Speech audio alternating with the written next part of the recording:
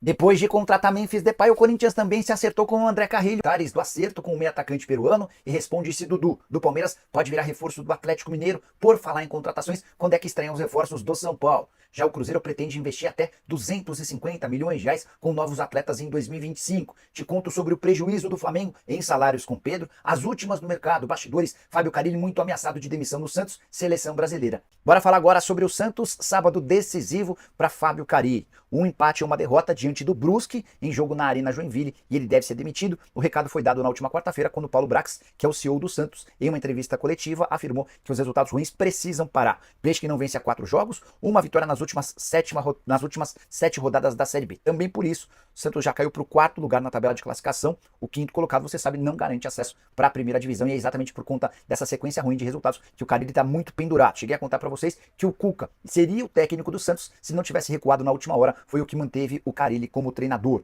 Só para completar em relação ao Peixe, 25ª rodada, jogo em campo neutro e o Brusque brigando contra o rebaixamento. Você tem palpite para Santos e Brusque? Já usa o espaço para comentário e deixa a sua resposta. Combinado?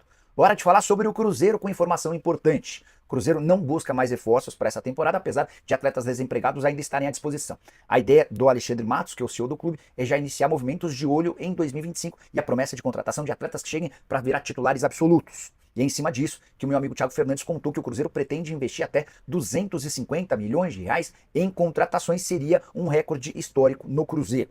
Só a título de comparação, nessa temporada a Raposa investiu 188 milhões de reais em reforços, foram 16 jogadores, 9 na primeira janela, 7 na segunda, nunca na história o Cruzeiro havia gastado tanto.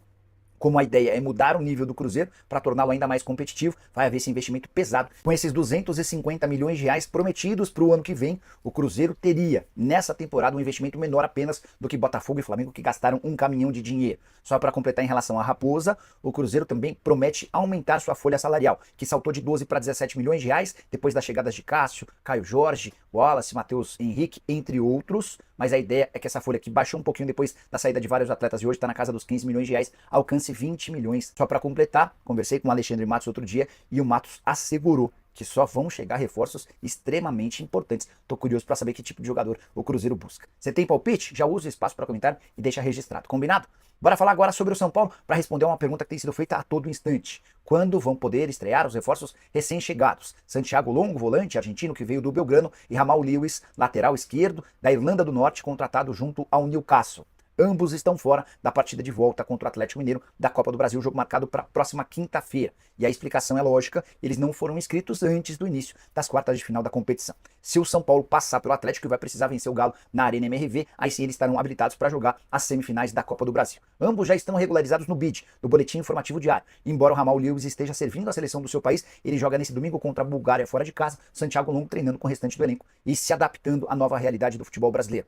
Tricolor que teve outros 4 jogadores convocados para seleções. O Lucas Moura, que entrou nos minutos finais da vitória contra o Equador, da seleção brasileira, o Ferrarese, que jogou pela Venezuela, o Bobadilha, que jogou pela seleção paraguaia, e Jackson Mendes, que foi titular do Equador, mesmo sem ser aproveitado no São Paulo. Só para completar em relação ao São Paulo, o Tricolor vai precisar abrir mão de um dos 4 reforços na lista de inscritos da Libertadores da América para os confrontos contra o Botafogo. Foram 4 contratações nessa janela: o Juan, lateral esquerdo, o Santiago Longo, a chegada do Jamal Lewis, além do Marcos Antônio. Só que só 3 atletas podem ser inscritos na próxima fase da Libertadores da América, decisão que Luiz Ubeldia vai precisar tomar nos próximos dias. Bora falar agora sobre Dudu, atacante do Palmeiras fora dos planos do Verdão e na mira do Atlético Mineiro? Essa pergunta me foi feita por um torcedor do Galo nessa sexta-feira, afirmando que vários torcedores do Atlético haviam recebido essa notícia de que o Dudu interessa ao Galo. Eu conversei com o André Cury, empresário do jogador, e também com o dirigente atleticano para saber se existia alguma novidade nisso. Primeiro é importante contar que o Dudu vive os últimos meses da sua passagem pelo Palmeiras. Ele não fica para a temporada de 2025, essa é uma decisão tomada pela Leila Pereira e pelo técnico Abel Ferreira. O Dudu só continua no Palmeiras depois da metade do ano por conta de uma insistência dele. Se dependesse da presidente e do técnico, ele teria sido negociado ou com o Cruzeiro ou com o Flamengo. O Dudu ficou, mas agora está com os dias contados, não tem sido utilizado, faz 7 partidas que ele não entra em campo, mais de um mês sem jogar. Nesses 7 jogos, em 5, ele nem sequer foi para o banco de reservas, em outros 2 se sentou no banco, mas não foi utilizado. Sobre Dudu no Atlético, o André Cury garante que não foi procurado. A minha fonte atleticana assegura que essa é uma grande loucura. Nunca se debateu o nome do Dudu. Você gostaria que o Dudu jogasse no seu time do coração? já se identifica, fala que time você torce e por que o Dudu seria um reforço importante. O grande ponto envolvendo o Dudu é seu salário, hoje na casa de 2 milhões e 100 mil reais mensais. O Dudu que tem mais um ano de contrato com o Palmeiras, o vínculo só se encerra em dezembro de 2025. Só para completar sobre o Verdão, Leila Pereira, presidente alviverde, respondeu sobre o contrato com a Esportes da Sorte, patrocinadora master do time feminino, que paga 18 milhões de reais fixos, podendo chegar a 22 milhões de reais por ano. Respondeu a respeito dessa notícia da prisão do dono da Esportes da Sorte, abre aspas para presidente, eles sempre honraram com os compromissos com o Palmeiras e temos contrato vigente até o fim desse ano. Por enquanto não vamos fazer absolutamente nada, apenas acompanhar os próximos acontecimentos. Quero falar agora sobre o prejuízo do Flamengo com Pedro. O prejuízo esportivo é líquido e certo. O Fla perde para a reta final da Copa do Brasil, da Libertadores e do Campeonato Brasileiro, o maior artilheiro do futebol brasileiro, mais de 30 gols na atual temporada, jogador da seleção brasileira. Ele se machuca, inclusive, atuando como titular em um treino na preparação para o jogo contra o Equador. Mas, do ponto de vista financeiro, quanto é que o Flamengo perde? O período de recuperação do Pedro vai ser de 9 a 12 meses. E o salário do atacante é de 1 milhão de reais por mês. Ou seja, o Flamengo pode gastar até 12 milhões de reais com os salários sem utilizado. Mas, porém, contudo e todavia, vale a lembrança de que a FIFA, para casos como o do Pedro, criou um programa de proteção aos clubes.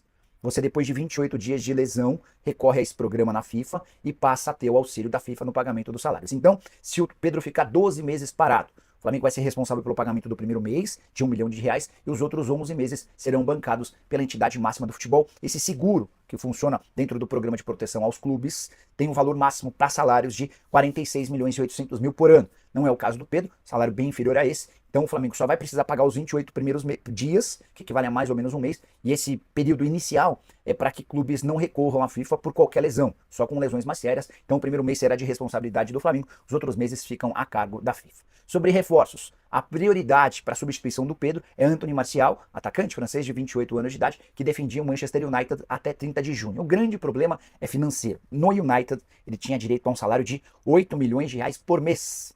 1 milhão e 800 mil reais por semana. Quase 8 milhões de reais por mês, dá 7.800, alguma coisa assim. Diante desse cenário, o Flamengo tenta mostrar ao Martial que ele vai precisar reduzir consideravelmente seus vencimentos para que se torne reforço rubro-negro. Tô atento a essa história. Qualquer novidade conto para vocês. Combinado? Hora de falar sobre Alex Telles, que já está no Brasil e pronto para jogar pelo Botafogo. O desembarque aconteceu na noite dessa sexta-feira, no Rio de Janeiro.